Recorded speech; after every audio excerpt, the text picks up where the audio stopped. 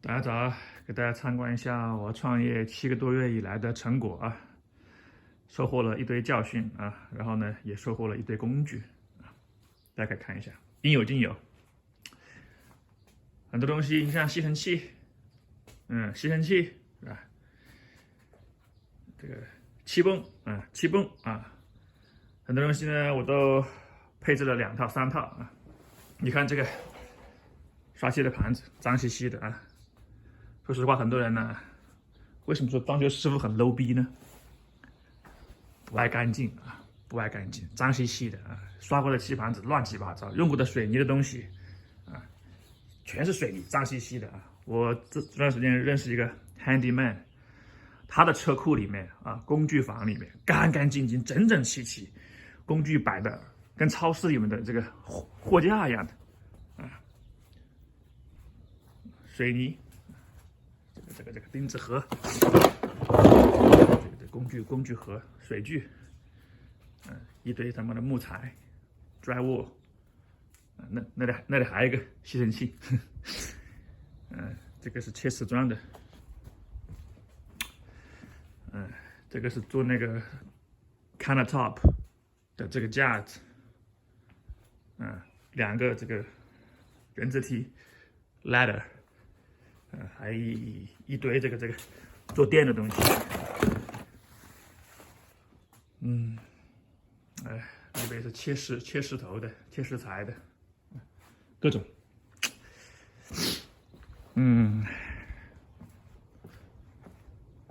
一开始租了2个 single house 啊，租了2个 single house， 因为是为了实现阿明最初创业的给自己定的一个目标啊，就是在今年年底的时候，我的人员规模啊，团队规模要超越我之前的老板啊，也就10个人吧，差不多啊。一度也碰到这个数字啊，但是很快为这种大跃进式的人数扩张付出了代价啊，只求人数不求质量啊。什么叫发达国家啊？什么叫中国啊？中国就是人多啊，但是都很 low 啊。人的这个质量很低啊，所以你看这些瑞士啊、什么瑞典啊、什么这些发达国家，人很少，但是他们的人均 GDP 非常高啊。所以阿明之前走了一条盲目扩张人数啊，比数量，我们比得过蚂蚁嘛啊？比得过昆虫吗？是吧？那鱼类繁殖一繁殖什么几百万、上千万啊。所以我们跟昆虫、跟这些低等动物比数量是比不赢他们的啊，所以我们得比质量。租了2间宿舍，然后现在退掉了1间啊，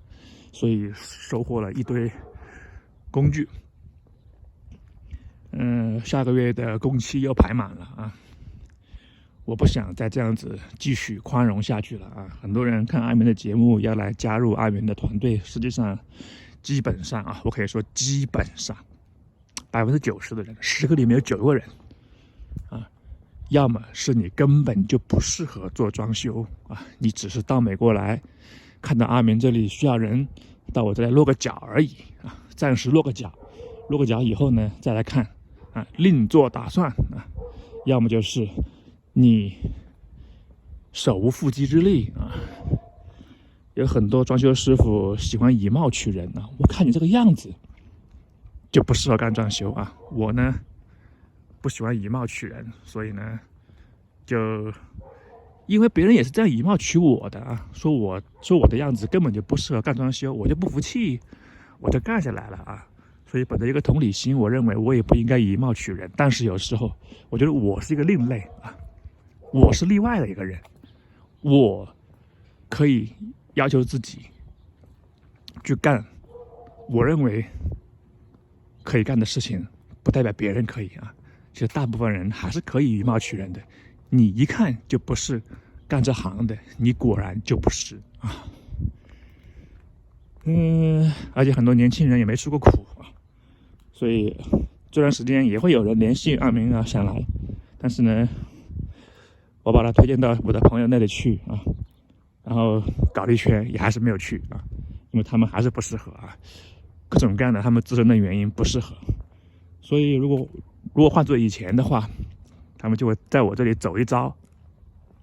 干个几天啊，然后就走了啊。然后别人还来问我，哎，阿明，你这里的人怎么进出这么快呀？问题是不是出在你这里啊？哈，问题在我这里哈，就是你自己没有力气，也是我的问题啊。你自己没有考虑好，也是我的问题。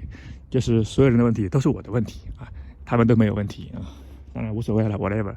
已经不重要了啊。我想说，我现在把我的工具收拾收拾啊，好好的应对下个月繁忙的工作，以赚钱为第一要务啊，然后呢，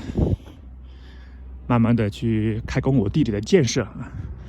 建设我的生活。过去的事情只是一种经历啊，不是一个负担。我是一个很容易快速翻篇的人啊，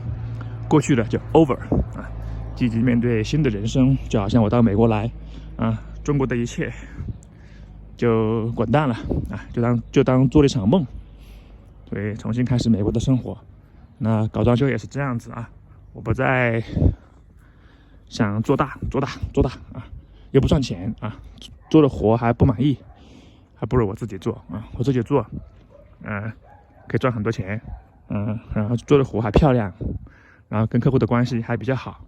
我觉得这是我要的结果啊。好了，拜拜。